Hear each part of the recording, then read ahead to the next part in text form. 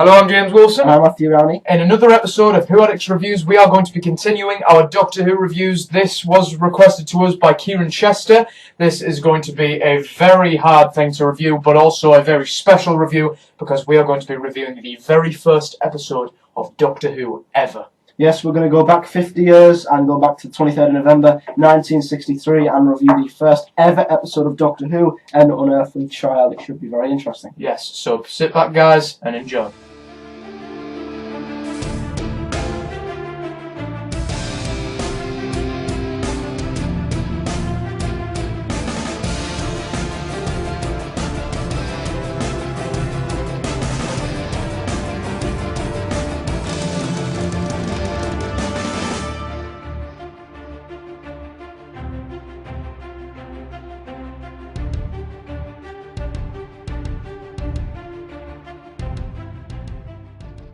So, beginning the review, we had just rewatched An Unearthly Child, and it was honestly a privilege to behold. Amazing, wasn't it? It really was. It really did set the landscape for the next 50 years. No one, and I mean no one making that show could have ever thought that it would have been on for the next 50 years. No. Well, on and off. You know, but it's just great to watch all of that unfold and to see that it was, you know, the show that we have been watching for so many years now. It really is bizarre. Yeah, obviously it was a bit difficult for us to watch, being modern day viewers, to actually try and put ourselves in the shoes of classic viewers, which we've tried to do. We're not going to diss the technology or any of that, because obviously back in its time it was brilliant and it was something brand new. So we've put ourselves in the viewer's shoes, their perspective back then, and we're going to review it like we have just basically seen it back in 1963. It's like we've literally got in our own time machine and went back 50 years. It's so awesome. Pardon the pun. Yeah. Yes, so the first sight that we ever saw was, of course, the policeman whistling and walking along the Iron Foreman 67 Totters Lane. Yeah. Yes, the junkyard.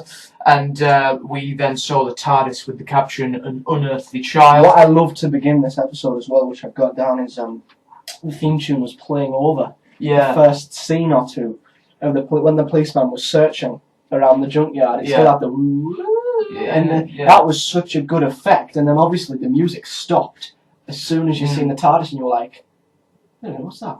Yeah. That's a police box. And you could just imagine it. Back then, the people that have been like, hang on, what's that supposed to be? And an unearthly child. You know, you can just imagine it just grabbing people straight away with that little. It's a tiny little effect, and many people might not think of it as much. Oh, the theme tune's just playing over a policeman.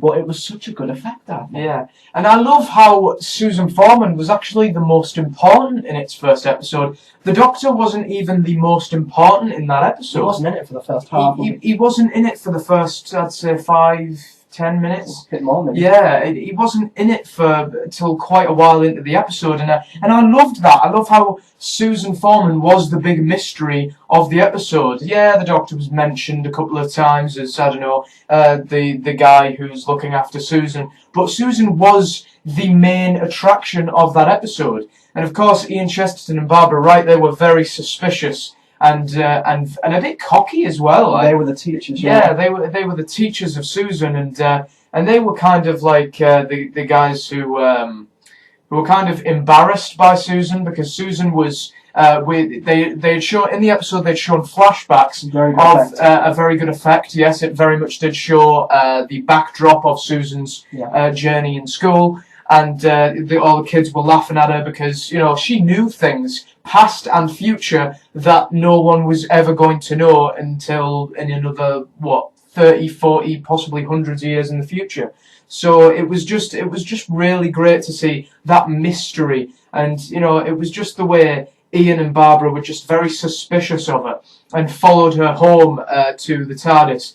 And, of course, that brilliant line where he was touching the TARDIS and he said, "It's alive." Yeah. And it was just really brilliant, and also the William Hartnell's first time on screen was just brilliant. Well, I just want to say the way they introduced Susan was just great as well. The first thing they did in this episode was just they introduced so many mysteries. Yeah. And they hit you with so many questions. It was like, who's this girl? why does she know this? What's this police box? Boom, boom. Yeah. And that's what Doctor Who's always been good at. Oh, It's yeah. always been good at hitting you with questions and having you like literally sat back with your mind on fire, just thinking, "What is this? What's going on? What is it?"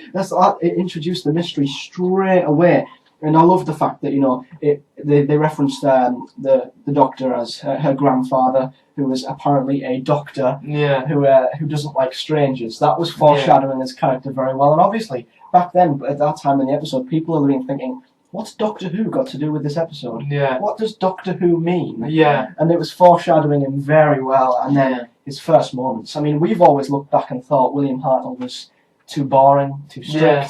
But looking back at Unearthly Child, how wrong were we? He was funny. He was humorous and very witty. He was very witty. I I loved how he was just downright taking the piss out of them, wasn't he? Yeah. He was practically taking the piss out of Ian and Barbara because obviously obviously the Doctor sees past their looks and the Doctor knows what humans are like, and as he said, he tolerates this century but he doesn't enjoy it. I loved that line. Brilliant line. And he was just really cocky with them, and he yet stern as well. He was very stern with them, and he was very protective of Susan, and I loved that. I loved the father-daughter sort of chemistry between the two. It was very good, and weirdly enough, there's been no other chemistry between Doctor and companion after that. Not really like that. Yeah. No. And William Hartnell, he really made the role his own. He had no one to follow on from. No. He had nothing before to work on. There's the pressure on that guy. Exactly. Been huge. The pressure on everyone. Oh yeah. Which we'll get to at the end. Yeah. But he was so cocky around them, and He was kind of using his knowledge and his intelligence to their advantage. Like they were trying to make sense of all this stuff, and he was just saying, "Oh, a police box just drops in here, and you're asking me this, and you're saying, let's go and get a policeman. I don't care. I'll still be here when you get back." Yeah, it's so funny. Honestly, he was just talking down to them because obviously these two are teachers, well qualified teachers, and then this man comes along. He just owns them completely. He's wearing scraggy clothes. He practically looks like a hobo that you'd see on the street. He's not that well dressed. And, it's this old man against two well-qualified teachers, and he's completely owning them. It's just brilliant to behold. It really is. I laughed. And then this is when it would have hit viewers straight away. This is when the mystery started to unfold, and it must have been a fucking smack in the face for all the viewers when they went into the TARDIS. Oh, yeah. Bigger on the inside. Wow. Yeah. Imagining it from a viewer's perspective back then.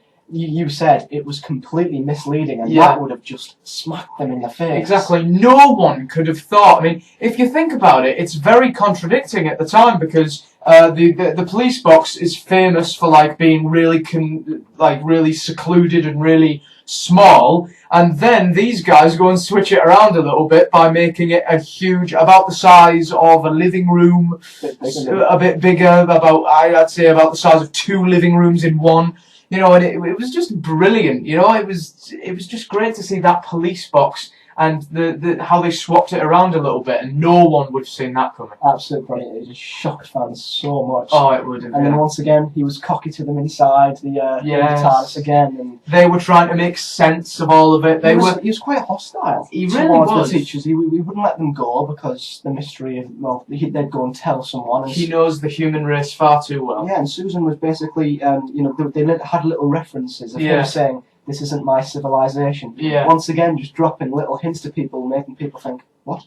Yeah. Is he not human or something? Is he an alien?" They weren't giving people the answers. Exactly. But they were making people so interested. There are some pilots out there for new TV shows, especially now, and some of those pilots try and cram in. They just give it all away, don't they? They just give every single mystery away in one. They try to make you get to know the character before the first episode has even ended. But it takes... We still don't even know who he is after 50 years. I know, right? So there are some characters out there that it takes a while for you to get to know and get to love. And it takes more than an episode, and I hate those shows where they try and cram in and make you love a character but just in one episode, and that's impossible, I think.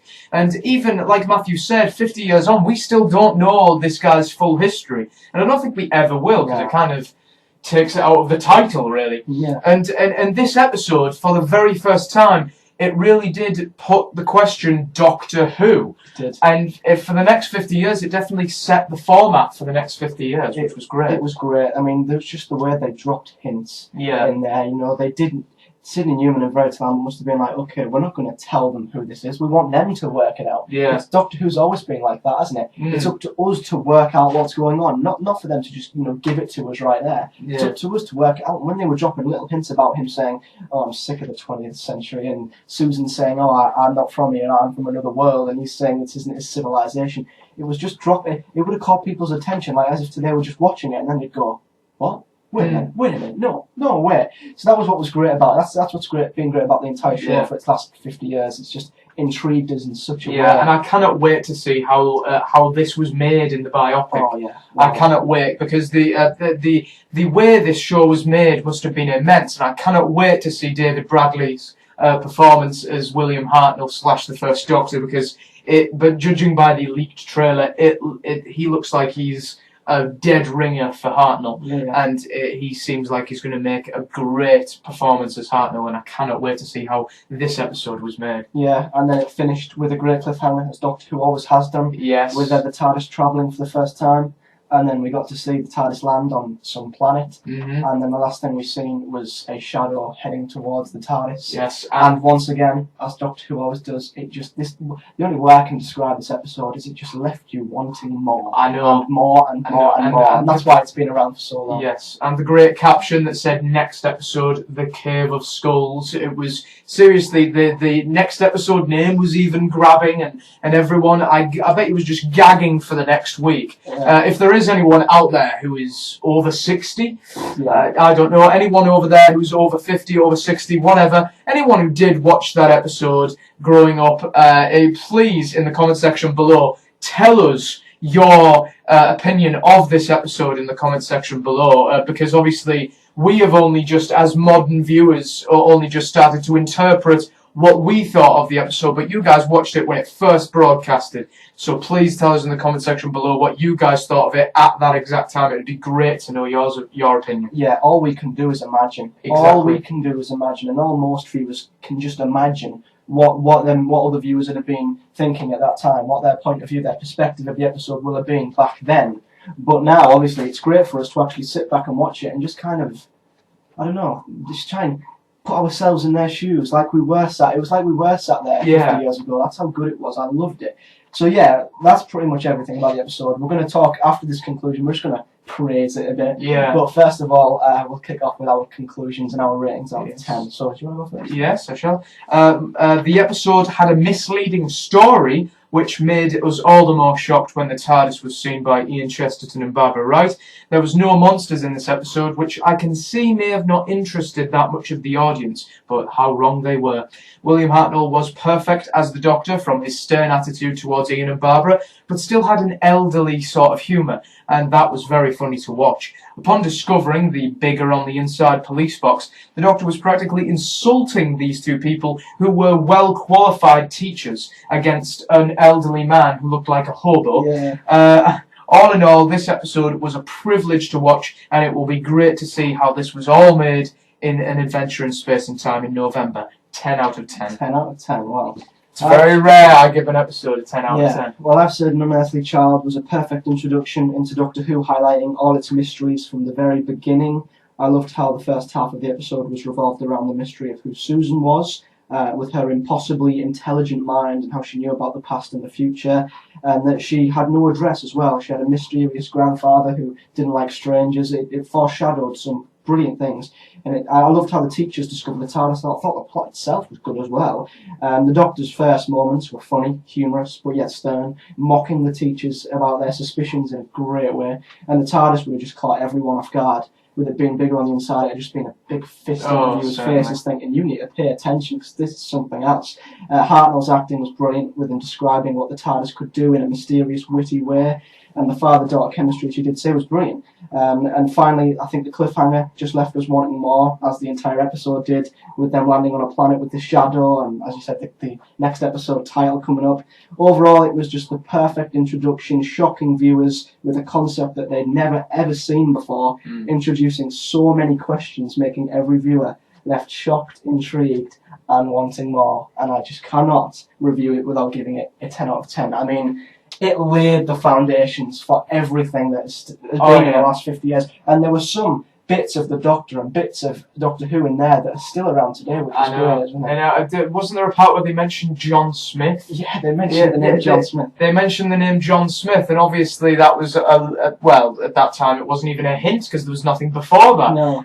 But it still sort of, it sort of laid out the building blocks. The building blocks of the next 50 years, which was brilliant, I think, and also Waris Hussein's direction with the episode was also brilliant as well. Just the camera angles he did was brilliant. It was shocking. It was creepy as well, and it was just great. And just William Hartnell. Come on, William Hartnell. He was just brilliant. People kind of forget, don't they? Most modern day viewers are like, David's my favourite Doctor, and they just kind of exclude. I mean, if you looked at most people, their favourite Doctors list, the more modern day Doctors would be at the top. Yeah. But no one really looks back and gives credit to any of the earlier Doctors, especially the first. And I credit William Hartnell so much, possibly more than any of the others, because just think about the pressure on not just him, but Caroline Ford and all the cast and all the people behind the scenes. The pressure on everyone must have been huge. Because imagine if this had gone a different way. What would we be doing right now? We wouldn't be doing that. I don't know. So it's impossible to think. I think my mind would burn just by thinking about what I wouldn't do without Doctor Who. But it was just brilliant for William Hartnell because he got to do the role as his own. He was the first ever actor to do it. I mean, with roles, with famous as hell roles like Hamlet and Shakespearean roles and stuff like that. All those, and roles like James Bond as well, who was only a year previous. But it was just brilliant to just see William Hartnell make the role his own. Yeah. And there has never actually been a Doctor like him after that. He kind of dropped a statement to say, I am the first guy. Yeah. The only way you can beat me is if you're better than me. Yeah. He's just and I don't think any guy could be better than him.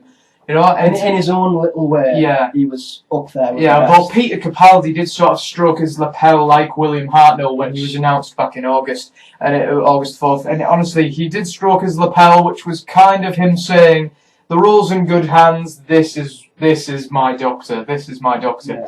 This is what my Doctor's going to be like." And I think in Capaldi we have got a Hartnell-esque sort of Doctor. So that was a privilege. Absolutely loved reviewing An Unearthly Child. Yes. Now we're going to go on to answering some comments from our Rebellion of the Whovians video. So now we're going to be answering some comments from our Rebellion of the Whovians video. We got some very positive feedback about their hatred of the BBC and Stephen Moffat, so that was great to see. This one is from All Babies Are Rapists. Again, very worrying name. His comment is actually very interesting, a very interesting fact. Lambert said, C.S. Lewis meets H.G. Wells meets Father Christmas. An interesting and in a way sadly beautiful fact is that C.S. Lewis died the very week Doctor Who was broadcast, almost like a torch was passed on. As for Torchwood, they really should have ended with the powerful Children of Earth, not just let the Yanks make a new season because they flashed their checkbook. That is you are right, a very beautiful... I like this guy. Yeah, I mean, despite his name, but it really is a very beautiful fact. For those of you who don't know who C.S. Lewis is, he'd written the Narnia books, a truly gifted writer, and the fact that he died the very week Doctor Who was broadcast, it is, like you said, a great one sort of passing on to another great one, which is a really beautiful thing. Thank you for giving us that information. And as for Torchwood, you are very right. They should have just left it with Children of Earth, because the entire basis of the series was that it was the last. And to just let the Americans make a fourth one was just wrong. I love the way he called them Yanks as well. Brilliant. But Children of Earth, I mean, it ended in the perfect way. Jack left the Earth, went off to other worlds, the hub had been blown up, Yanto had died. It was the perfect fitting ending, and I think dragging it on after that did ruin it, and that was the demise of Torchwood. Our next comment is from Mr. Original Boss, who says, I really think that it will be leaked before it is officially released by the BBC. He is, of course, talking about the 50th trailer, and I very much do agree. The BBC have been very careless in recent months. Yeah, so I think the odds of it is actually very high because the BBC, as much as other people release stuff, they're just stubborn bastards who don't like to let other people win. They're greedy, and I think they will, no matter what, they will try and keep the 50th trailer under wraps as much as possible. But obviously, as we did say, out of 8,000 people, one of them must have filmed the 50th trailer. So I think we've got more chance of it being leaked on a camera phone than we have actually released on the BBC website. So our third and final comment, this is from a guy with a lot of numbers in his account name.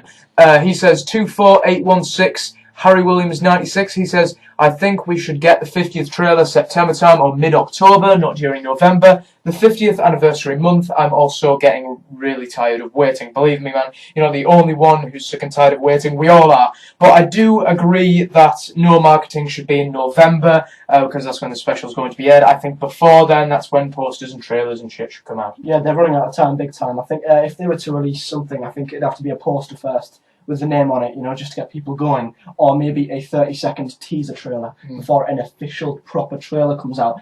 So I believe maybe an official a little kind of teaser or a poster at the beginning of September, then maybe the official at the end of September. But they're running out of time, big time, and you know, I think it'll possibly be leaked definitely before they officially release it themselves. So they're in a rush. Yeah, they need to hurry up. Yeah, definitely. So then, guys, I hope you guys have enjoyed listening to us review the first ever Doctor Who episode ever. We've definitely enjoyed reviewing it for you. Please, there's 2 links below, one to our Tumblr account, and Matthew had recently linked us to Google+. That is also connected to the YouTube channel itself. So please friend us or whatever you do on there, on those links below, if you guys have an account also on there. Please like the video, subscribe to our channel, and we shall subscribe right back. Yeah, don't forget to comment in the comment section below. Obviously, we'll answer them in our next video, which is the Love and Monsters review. Is that what's up next? That's going to be interesting. Yes. But yeah, don't forget to comment. We'll answer as many comments as we can. We thank everyone who comments because we cannot get through them all. Yeah. We still read every single one of them. And obviously, yes, we'll see you in our next video, which should be Love and Monsters, which I cannot wait for. Yes. So, I'm James Wilson. I'm Matthew Rowning. You guys have been watching Who Reviews. See you next time.